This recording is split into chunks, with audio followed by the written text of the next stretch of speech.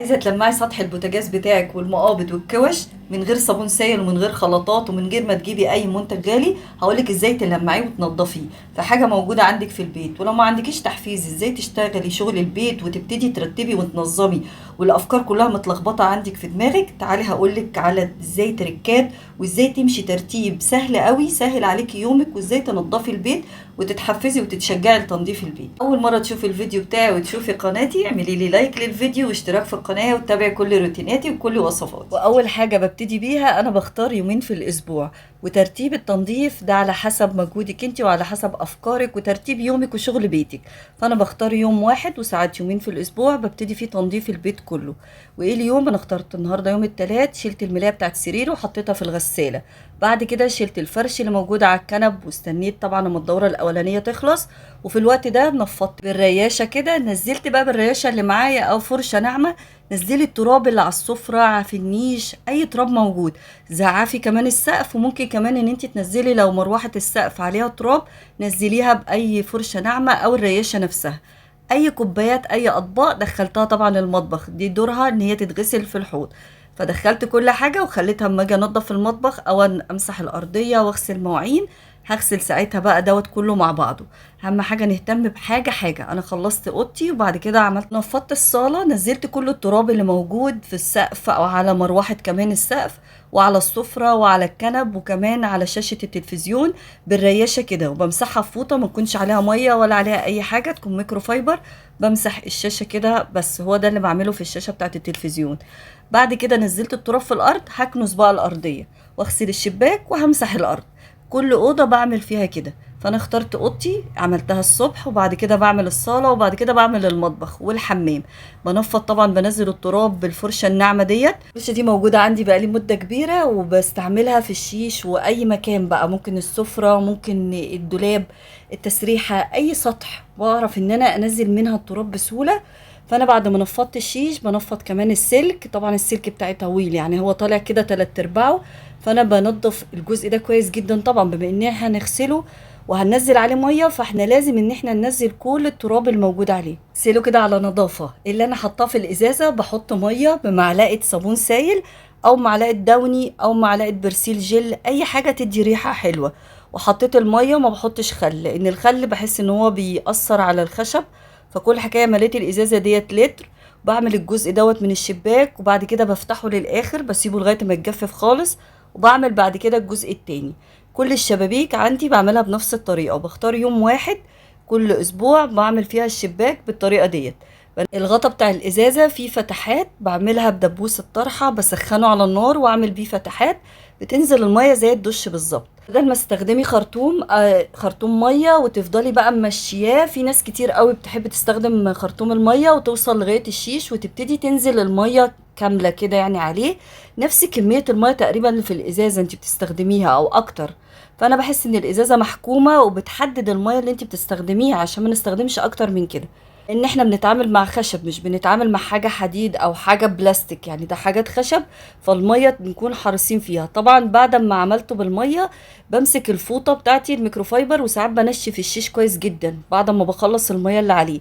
بنفس الفوطة اللي جففت بيها الشيش بنشف كمان السلك، بمسحه. وانا كنت حاطة دوني، يعني كنت حاطة في الازازة معلقة دوني واحدة، فكانت ريحته جميلة جدا وفضلت ريحته موجودة في الصالة كأني حاطة معطر. عملت طبعا السلك بتاع الشباك الناحيه دي والناحيه دي، وكل اوضه بعملها. بيبقى يوم جميل قوي ان احنا ننظف البيت، وبنختار طبعا. انا مش بنظف الشقه بتاعتي كامله، انا بنظف اوضتي والصاله والمطبخ والحمام.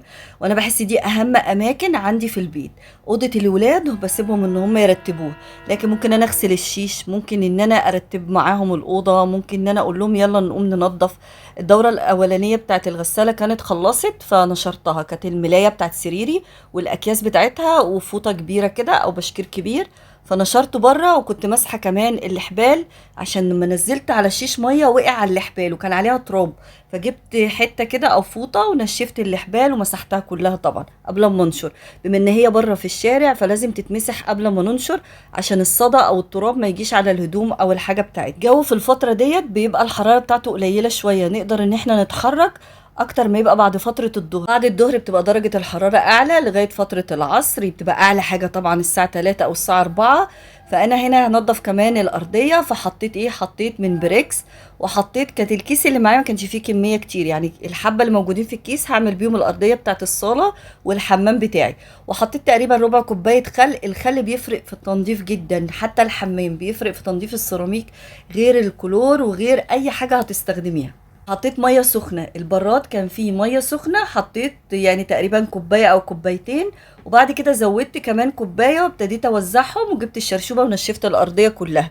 كنت مشغله طبعا مروحه، والشباك بقى متنضف وريحته جميله كده، فكانش فيه تراب. وانت بقى من محبين التنظيف وريحه الدوني وريحه الكلور وريحه الحاجات الحلوه ديت، هتساعدك الفيديو ده ان انت تتشجعي وتتحفزي في التنظيف. الميه كانت لسه سخنه في البراد، فنزلت تقريبا كوبايه كوبايتين، وابتديت بقى بالشرشوبه اجمعها وانشف الارضيه كلها.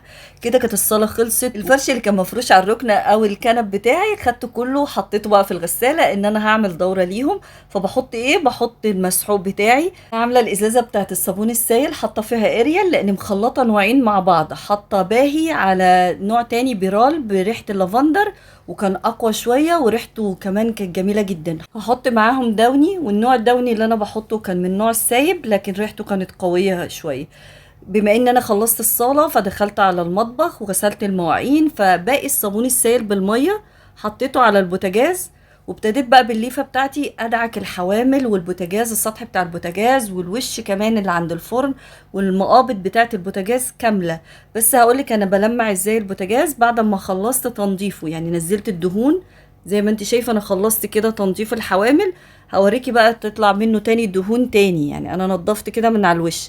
هجيب كلينكس او مناديل بتاعتنا العاديه، واحط شويه خل صغيرين، وهحط عليهم نقطتين زيت، اي نوع زيت بقى عندك بس يكون فاتح شويه وملوش ريحه. فحطيت نقطتين زيت، وبعد كده هبتدي ألمع السطح بتاع البوتاجاز، واشيل كمان الكوش. ولقيت شويه دهون كده، طبعا احنا ما بنشوفهمش واحنا بنلمع او بننضف، ما بنشوفهمش لان بننضف حواليهم. فاما اشيل الكوش هلاقي كميه دهون تحت الكوشه نفسها، هبتدي ان انا المعها وانضفها. كمان نضفت المقابض بتاعه البوتاجاز في الوش اللي انتوا شايفينه، واي بقى مكان حاسه ان فيه دهون انا شايفاه بجيب خله بتاعه الشيش طاووق وابتدي اشيل الدهون. ما بستعملش السكينه لان السكينه ممكن تجرح طبعا في البوتاجاز، فانا بستعمل الخله بتاعه الدهون دي، الخله بتاعه الشيش طاووق، وابتدي ان انا انضف. ممكن كمان خله السنان تكون فيها كمان طرف ليها، تقدري ان انت تدخلي للاماكن الصغيره دي. بلمع كمان بالكلينكس اللي انا معايا دوت اللي انتوا شايفينه، طبعا عملت واحد وبعد كده اتبهدل فعملت واحد تاني. بلمع كمان الحوامل، الكوشه، اللي كل حاجه موجوده على البوتاجاز بلمعها بنفس اللي انا حطيته ده. يعني حطيت خل بشويه نقطتين زيت، انا ما حطيتش كميه زيت كتير، ومش نفس النوع اللي انا بحطه، اي زيت ما يكونش ريحه ويكون فاتح.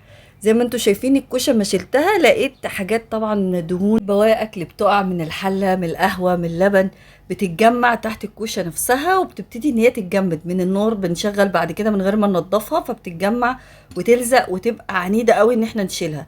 فزي ما انتوا شايفين انا شلتها كده بكل سهوله. طبعا المنديل كان اتقطع مني، ونضفت كل الكواش بنفس الطريقه. اكتر عين من عين البوتاجاز كانت عنيده شويه، العين الصغيره ديت، لان بيقع تحتيها قهوه كتير، فممكن ان هي تتجمع وتلزق زي ما انتوا شايفين. فجبت عصايه الشيش طاووق وابتديت ان انا احرك. ده منظر الكلينكس من شويه الدهون او القهوه اللي كانوا لازقين وعاندين قوي تحت الكوشه، بالذات العين الصغيره ديت.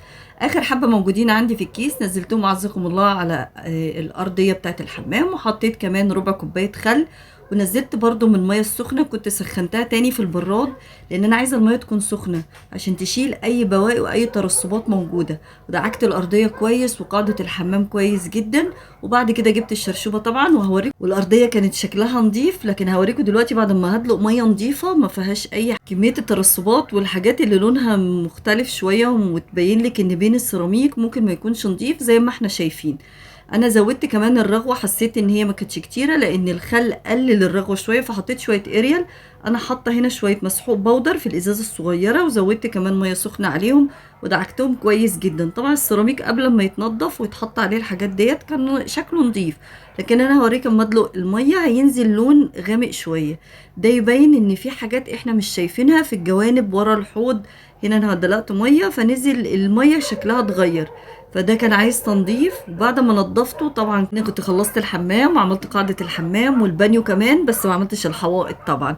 وكده كان الحمام خلص وبيفضل ريحته حلوه، والخل لما بينزل كمان في البلاعه بيمنع اي هموش يطلع من اي فتحات، والبلاعه عزكم الله. لكن نكسي شويه خل وبمسح بيه المفاتيح بتاعه النور، وكمان المفتاح بتاع المروحه بمسحها كويس.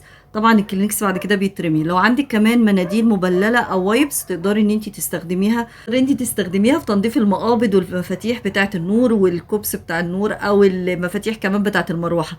الغساله هنا كانت خلصت وطلعتها، وانا ما بنشرهاش بره، انا بفرشها على طول وبشغل مروحه.